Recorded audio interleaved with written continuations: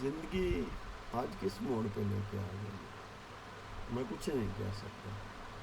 मैं अब क्या करूं, बाहर मैं जा नहीं सकता, चल मैं सकता नहीं।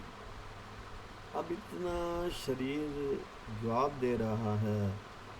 हालांकि अभी मेरे में बड़ी हिम्मत है, फिर भी मैं करता हूँ। 76 साल की उम्र मेरी हो गई।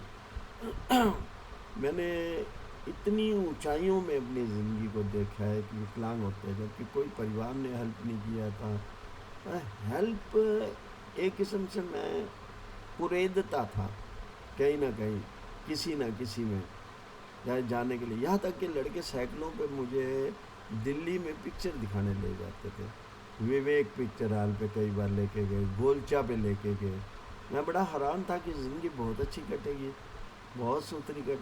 कुछ बेईमान लोग भी थे जो मेरा पैसा खाते थे, कुछ ऐसे लोग भी थे जो सैलरी खा जाते थे, कुछ ऐसे लोग थे जिन्होंने किया मेरे से। एक ने तो मेरी वाइफ की सारी पेमेंट 2.5 लाख रुपए खा के चला गया। बड़ा अजीब सा ढंग बदला बदल रहा था। जो जो मैं रिटायर्ड हुआ, उन लोगों के काम कम हो गए, पैसे वालों को पैसा मिलता नहीं था। जो मेरे पास अपने काम के लिए आते थे वो काम मैं अब कर नहीं सकता था।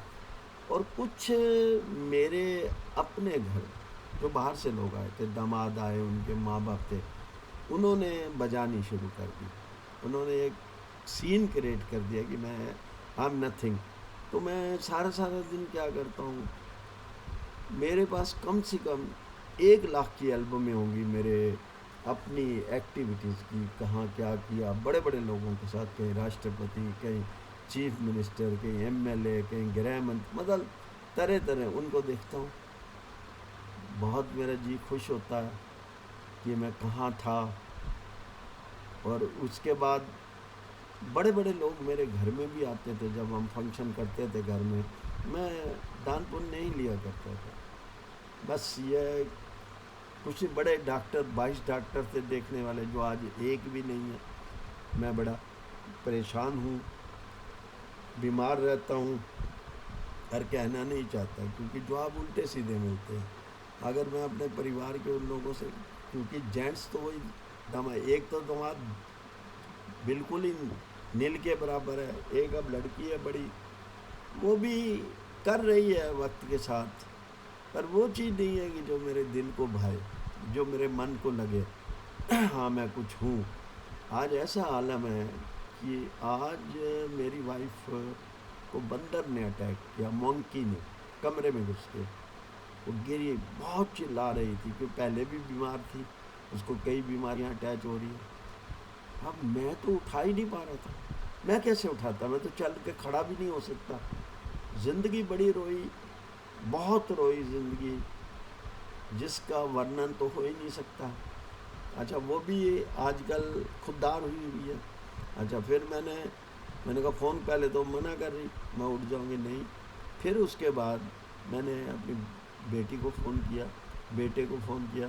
बेटा नहीं निकल पाया क्योंकि घर के इर्द गिर्द बंदर घूम रहे थे, बहुत ज़्यादा बंदर थे। अब मैं किसको उसके बाद किया, तो उन्होंने 2 बंदों को भेजा जो उठाया। फिर उसकी सोल्जर की कंधे की लोकेशन अलग हो गई थी, यानी कंधा लोकेशन से हट गया था, बहुत दर्द हो रही थी। चलो ले गए उसको। अब मेरे पे क्या बीत रही होगी, कभी आप सोच सकते हैं? नहीं सोच पाएंगे, नहीं सोच पाएंगे। जो लोग बनावटी सहारा दे रहे थे, उसमें कुछ विधवाएं लेडीज़ भी थी जिनका बहुत काम किया। कुछ एक बड़े, मेरे ख्याल है सैकड़ों की तादाद में लोग थे जिनको छोटी बड़ी नौकरियां भी दिलवाई थी। ऐसे ऐसे लोग थे जिनको प्लेयर बनाया था, विकलांग क्रिकेट को मानता दिलवाने के। 1 लाख लेटर भी अपना घर बार छोड़ के, मैं ऑफिस में रहा, एक ऑफिस बनाया हुआ था, खाना पीना चाय वगैरह भी देता था। आज कहाँ खड़ा हूँ मैं, अकेला। वाइफ चिल्ला रही है नीचे गिर के, रो रही है, और मैं अकेला हूँ। जिन लोगों को एक बार मैंने एहसास भी कराया था, जिनको वो इतने खुददार हैं पैसे के लिए कि उनको 10 रुपये अगर मिल जाए ना, जो आदमी काफ़ी गेस्टेड पोस्ट पे है, तो वो वहाँ चला जाएगा, मेरे पास नहीं आएगा। ये दुनिया का रुख था। आज उसके बाद कूड़ा नहीं डाल पा रही, कूड़े के लिए डीसी को, सीएम को, कईयों को लिखा। कोई सुनना ही नहीं चाहता अब इस देश के अंदर। पहला देश में हम कंप्लेंट करते थे, उसका जवाब आता था, रिटर्न में जवाब आता था, काम करने का बड़ा अब कोई सुनना ही नहीं चाहता, कोई अधिकारी नहीं सुनना चाहता। उनको लिखे जाओ तुम्हारी मर्जी है। वो कूड़े वाला जो एक ट्रक पे बैठा होता, उसको मैंने कहा भाई मैं चल नहीं सकता, वाइफ भी बीमार है, कूड़ा नहीं नहीं मैं नहीं डालूंगा जी, ले जाओ, चाहे 20 दिन का इकट्ठा करो, अपने ड्राइंग रूम में करो, कहीं करो, और जो चाहो कर लो, मेरा जिसको मर्जी लिख लेना, जो कुछ मर्जी कर ले। ये हालात, यहाँ तक हालात जो है ना, आगे को आ गया। बताइए अब क्या किया जाए, कुछ नहीं हो सकता ना। और वैसे कहते हैं विकलांगों की बहुत सेवा हो रही है, विकलांग बहुत आगे हैं। अरे निजी एफर्ट से मैं आगे आया था, गवर्नमेंट क्या सेवा कर रही है? कुछ भी कहते हैं सुनने को तैयार ही नहीं है, अधिकारी सुनने को तैयार नहीं है, लेटर कूड़े के डब्बे में फेंक दिए जाते हैं। बस ज़िंदगी ऐसे ही चलेगी, देखो कहाँ तक चलती है, चलती रहेगी, कोई बात नहीं, चलती रहने दो इसको। ठीक है, थैंक यू। आप समझ सको तो हिंदुस्तान की परंपराओं को